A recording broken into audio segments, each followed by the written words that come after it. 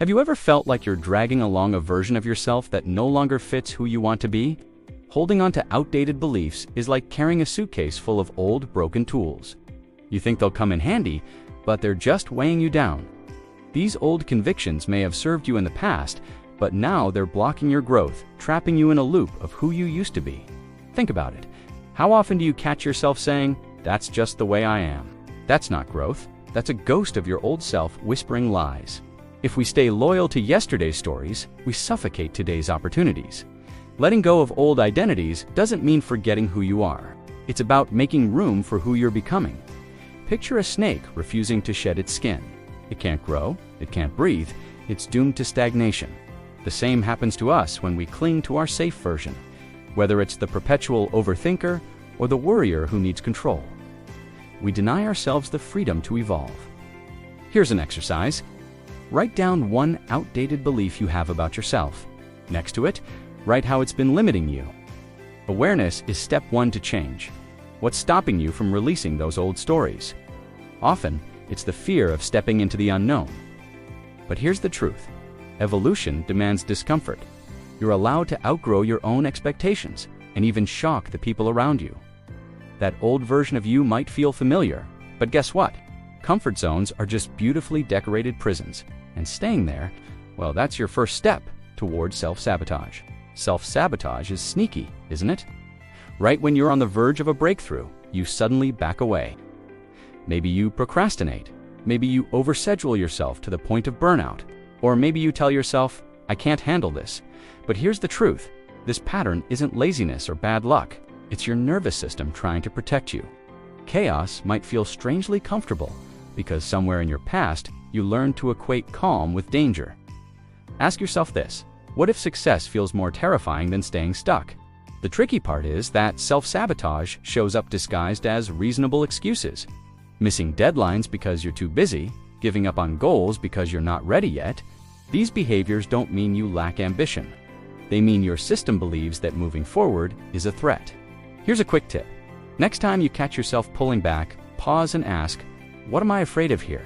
Naming the fear, whether it's rejection, judgment, or inadequacy, gives you a way to confront it instead of running from it. But let's go deeper. Self-sabotage keeps you tethered to the life you're used to, even if that life is making you miserable. Why? Because the unknown feels scarier than familiar misery. Take a moment and think about how many times you've stood at the edge of change, only to talk yourself out of it. Now imagine what would happen if you stepped forward instead. Despite the fear, but of course, no amount of courage can triumph if you're still surrounded by the very people who encourage your chaos. Self-sabotage is sneaky, isn't it? Right when you're on the verge of a breakthrough, you suddenly back away. Maybe you procrastinate, maybe you overschedule yourself to the point of burnout. Or maybe you tell yourself, "I can't handle this." But here's the truth. This pattern isn't laziness or bad luck. It's your nervous system trying to protect you.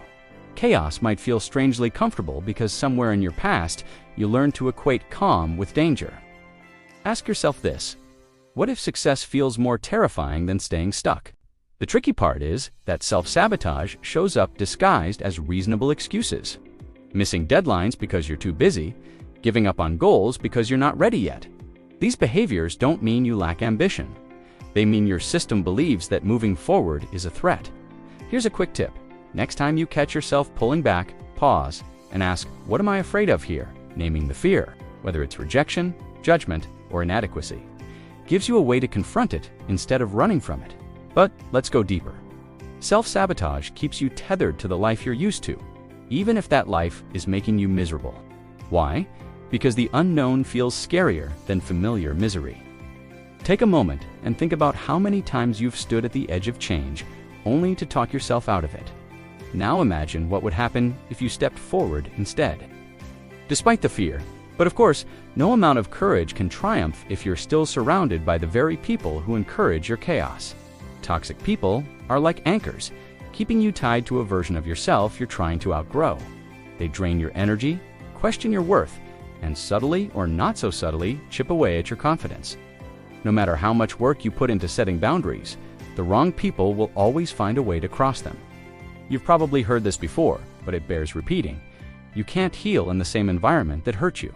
The question is, who in your life makes you feel heavier instead of lighter? The truth is, we tolerate more than we should because of guilt, habit, or the hope that people will change. But here's the thing.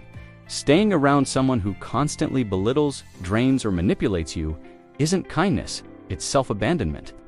Toxic relationships aren't always obvious. Sometimes they come wrapped in familiarity or shared history. Think about your closest circle. Are these people helping you grow or holding you back with their negativity? Either way, the choice to stay or distance yourself is yours, and it speaks volumes about the future you want to build. If you're thinking it's too harsh to cut someone off, remember, protecting your peace isn't selfish, it's necessary. Start small. Begin by limiting your time with those who steal your energy or dismiss your boundaries. Say no more often, even if it feels uncomfortable. It may be difficult at first, but every step away from a toxic connection is a step toward the authentic version of yourself. And once that space is cleared, you'll notice another toxic pattern, the desperate need for external approval. When your value depends on others' validation, you're effectively outsourcing your self-worth. Here's the harsh truth. Most people aren't living their lives, they're performing, playing the role that gets the most applause. Maybe it's the always helpful friend, or the gold star achiever. You bend, you mold, you even suppress, just hoping that someone will pat you on the back and say, "You're enough." But what happens when the applause stops? Does that mean you're less worthy? Of course not. Yet it feels like it, doesn't it? This addiction to approval leads to one subtle but devastating behavior, self-abandonment. Every time you say yes to something you hate just to make someone like you, you're chipping away at your authenticity. Imagine how exhausting it is to live in constant performance mode, smiling through gritted teeth, agreeing when you want to scream no. The irony. No amount of approval will ever feel like enough if you don't believe in your own value. The praise you get is just a temporary high, masking a deeper emptiness. So, how do you break free? Let's start with some truth bombs. Rejection isn't fatal, it's just redirection. Being authentic will upset some people, but guess what? That's a small price to pay for freedom. Challenge yourself. The next time you feel the urge to seek validation, pause and ask, what do I really want right now? Rebuilding your sense of self takes practice, but it's worth it. And you can't rely on a 2-year plan to figure it all out. That kind of control, it's another illusion. Have you ever found yourself stuck in an endless cycle of planning, thinking, rethinking, and second-guessing every decision until you're paralyzed? Welcome to the illusion of control, a sneaky coping mechanism disguised as responsibility. It's the belief that if you plan just the right way, nothing can go wrong. Sounds great, right? Except life doesn't follow scripts. What you're really doing is using overthinking to avoid the anxiety of taking risky and necessary action. Spoiler alert, you can't outsmart uncertainty. Here's where it gets tricky. That desire to figure everything out before acting is actually fear in disguise. You want to guarantee something that screams, "This will work," but life doesn't hand those out. Imagine driving at night, your headlights only lighting up the next 100 feet. You don't stop because you can't see the entire road ahead. You keep driving. That's how life works too. Stop obsessing over the whole picture. Focus on one bold step and then the next. Forward movement beats endless preparation every time. But there's a bigger truth here. Control gives you comfort. Sure, but it also keeps you stuck. You're so busy clinging to the safety of your plan that you're afraid to experiment, afraid to fail, even afraid to succeed. The reality, you'll never eliminate uncertainty, but you can learn to coexist with it. The question is, how many dreams are you putting on hold because you're waiting for the perfect time? Here's a hint, that perfect time doesn't exist. It's just procrastination wearing a responsible-looking mask. Someday is one of the most deceptive words in the human language. It feels innocent, even hopeful. But in reality, it's where dreams go to die. That someday you keep promising yourself when the timing is better, when life slows down, when you feel more ready, it never actually comes. It's like standing at a bus stop for a bus that's been out of service for years. The truth is, the more overwhelmed and uncertain you feel, the more tempting later becomes. But here's the kicker. Later never arrives. The someday mindset isn't just procrastination, it's fear. Fear of failure, fear of starting, fear of stepping out of the comfort zone you've built around yourself. Every time you push a dream onto the someday shelf, you're placing your life on hold. Imagine if, Instead of saying, "Someday I'll start my passion project," you scheduled 30 minutes today to map out your next step. 1 hour, 1 action. Small, yes, but powerful. Dreams only survive in the now, never in the vague mist of soon. And then there's the hard truth no one likes to talk about. Someday doesn't just steal your dreams, it steals your urgency. If you knew your time was limited, which it is, would you still wait? Or would you start today, no matter how messy the first step looked? Because here's the thing, the clock is ticking whether you act or not. And if you don't move now, you're just building regret disguised as comfort. Speaking of comfort, have you ever wondered why success has its own way of trapping people in a prison of its own? Let's talk about that. Success. It's what we all want, isn't it? Or at least, that's the story we tell ourselves. More money, more followers, a bigger house, or a shinier title. But here's the hard truth. Success doesn't heal what's unresolved inside of you. If you're empty, insecure, or unhappy on the inside, success simply magnifies it. Think of it like wearing a mask for a crowd. It might look amazing on the outside, but underneath, there's still the same unsettled version of you. The louder the applause, the quieter your inner voice becomes. It's tempting to think that just one more milestone will bring fulfillment. A promotion, a larger paycheck, or even validation from strangers might feel like an escape, but it's only temporary. Ask yourself this: how many times have you hit a goal, only to immediately raise the bar higher? That's because external success isn't the solution, it's a distraction. Hustling can be an amazing coping mechanism to avoid facing your emotional pain, but eventually the cracks will show. Success can't fix a bankrupt sense of self-worth. Here's the reality. Chasing external rewards without addressing internal wounds is like trying to fill a leaky bucket. It doesn't work. True growth happens when you heal from the inside out. Pause for a moment and reflect. Are your dreams really yours, or have they been shaped by what you think will impress others? Because without inner clarity, even the biggest win will feel hollow. Healing begins when you stop running from yourself, and part of that process means confronting the shadows of your past, like the small, wounded child that still lives within you. Deep inside, there's a younger version of you, one who's still carrying the wounds, fears, and unmet needs of your past. This is your inner child, and no matter how much you try to outgrow them, they're still there, influencing how you react to the world. Ever notice how you overthink, shut down, or overreact in stressful situations? That's often your inner child crying out for safety or reassurance. They're not gone. They've just learned adult ways to mask their pain. And until you meet that child with compassion, they'll continue to hold you back. Healing your inner child doesn't mean blaming your past. It means reparenting yourself in the present. Reflect on what you needed most during your childhood. Maybe it was love, encouragement, or simply being told you're enough. Now, think about how you can give that to yourself today. For example, if you grew up feeling unseen, practice speaking up for your needs now, even if it feels uncomfortable. It might feel strange at first, but it's about breaking old survival patterns that no longer serve you. Here's the most important part. Healing doesn't happen by shaming those past wounds. It happens through understanding them. Compassion is your greatest tool here. Start small. Write a letter to your inner child, acknowledging their fears and telling them it's okay to feel safe now. Once you allow that child to trust you, you'll notice less self-sabotage, less overthinking, and more peace within yourself. And the more you embrace imperfection in this process, the faster you'll grow. Speaking of perfection, let's talk about how chasing it could be the very thing holding you back. Perfectionism. It sounds like a noble pursuit, doesn't it? But let's be real. Perfectionism is just anxiety in a prettier outfit. It's the constant whisper that says, if it's not perfect, I'm not safe. The truth is, chasing perfection doesn't make you exceptional. It makes you stuck.